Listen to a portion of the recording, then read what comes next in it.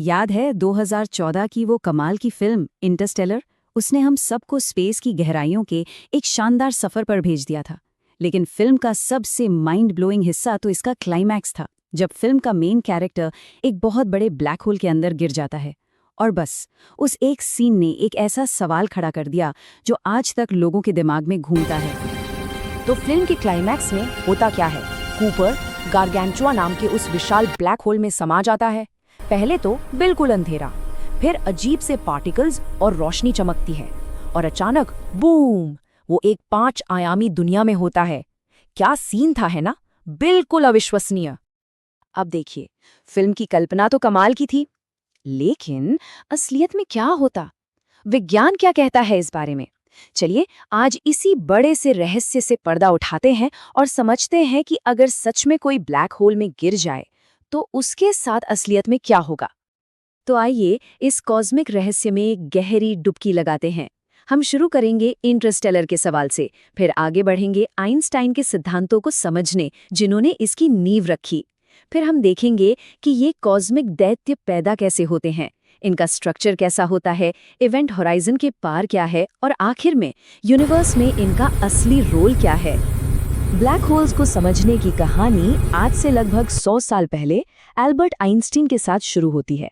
सच कहे तो उनकी रिलेटिविटी की थ्योरीज के बिना हम इन अजीबोगरीब चीजों को शायद कभी समझ ही नहीं पाते। तो आइंस्टाइन की इन थ्योरीज के 2 मेन पार्ट्स हैं। एक है 1905 की स्पेशल रिलेटिविटी। आसान भाषा में ये कहती है कि जितनी तेजी से हम चलते हैं, समय उतना ही धीमा हो जाता है। लेकिन 1915 में आई जनरल रिलेटिविटी, उसने तो एक और भी दिमाग घुमा देने वाला आइडिया सामने रख दिया। और इसका सबसे जबरदस्त उदाहरण हमें इंटरस्टेलर में ही मिलता है। जब क्रू उस एक्वा प्लैनेट पर लैंड करता है तो वो गारगेंचुआ ब्लैक होल के काफी पास होते हैं।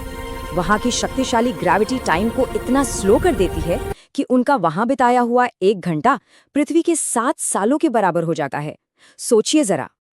इसे समझने के लिए आइंस्टीन ने कमाल की एनालॉजी दी।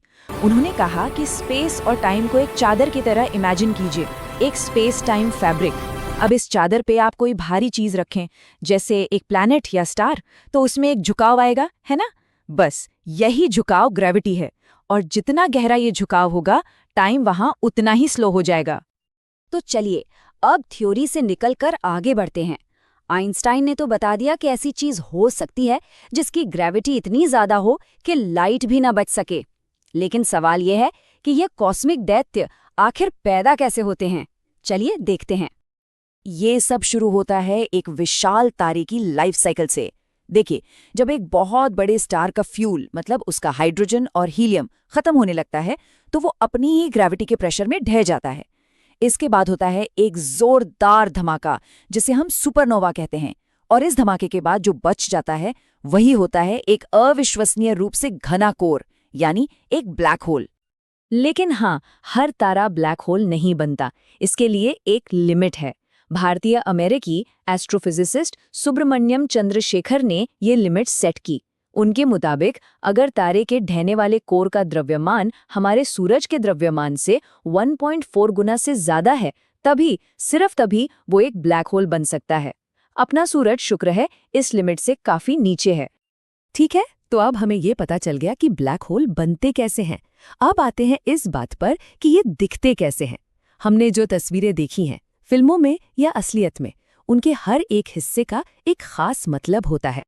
मूल रूप से 3 मेन पार्ट्स हैं जिनके बारे में हम जानते हैं। पहला, वो चमकती हुई एक्रीशन डिस्क। दूसरा, थोड़ा रहस्यमयी फोटॉन स्फीयर।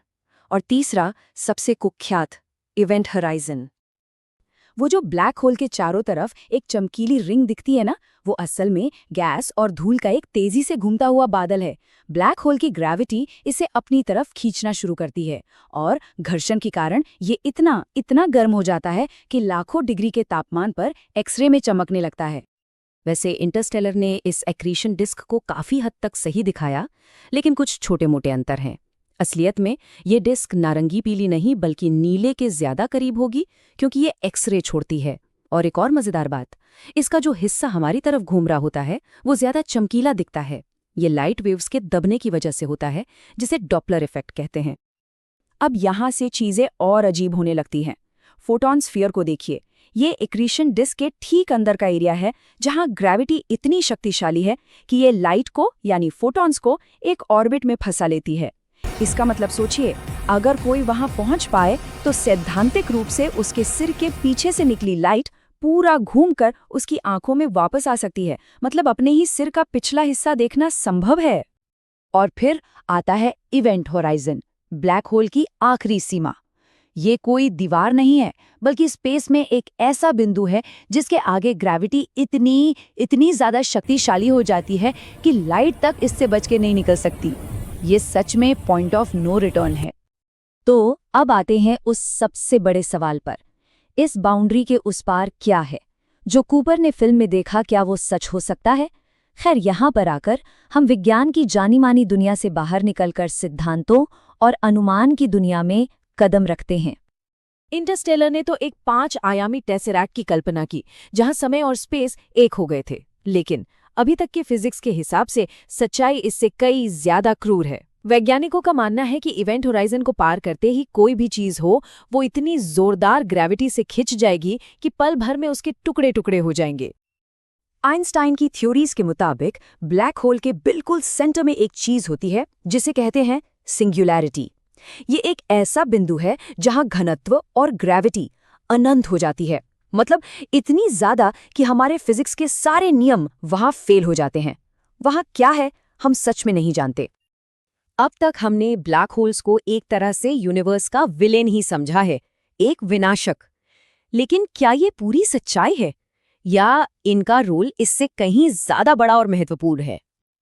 आमतौर पर लोग सोचते हैं कि ब्लैक होल्स एक कॉस्मिक वैक्यूम क्लीनर की तरह हैं, कि ये अपने रास्ते में आने वाली हर चीज को निगल जाते हैं। लेकिन क्या ये बात सच है? इसका जवाब है बिल्कुल नहीं। ब्लैक होल्स विनाशक नहीं हैं, बल्कि वो वास्तुकार हैं।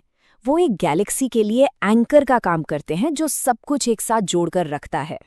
सच तो ये है कि हमारी अपनी गैलेक्सी मिल्की वे समेत लगभग हर बड़ी गैलेक्सी के केंद्र में एक सुपरमैसिव ब्लैक होल है। जैसे हमारे सोलर सिस्टम के सारे प्लैनेट्स सूरज के चारों तरफ घूमते हैं ना, बिल्कुल वैसे ही एक गैलेक्सी के सारे तारे उस केंद्रीय ब्लैक होल के चारों ओर घूमते हैं। ये ब्लैक होल्स ही उन्हें स्थिरता देते हैं। और आखिर में आइए एक बहुत ही गहरे सवाल पर सोचते हैं। अगर ब्लैक होल के केंद्र में ग्रेविटी अनंत है, तो वहां समय भी अनंत रूप से धीमा हो जाता है। इसका मतलब क्या है? क्या इसका ये मतलब है कि अगर कोई उस सिंगुलैरिटी को छूकर वापस आ जाए, तो उसके लिए तो बस एक पल बीता होगा, लेकिन बाहर पूरा का पूरा ब्रह्मांड खत्म हो चुका होगा? ये एक ऐसा रहस्य है जो हमें विज्ञान के दायरे से भी आगे जाकर सोचने पर मजबूर कर देता है।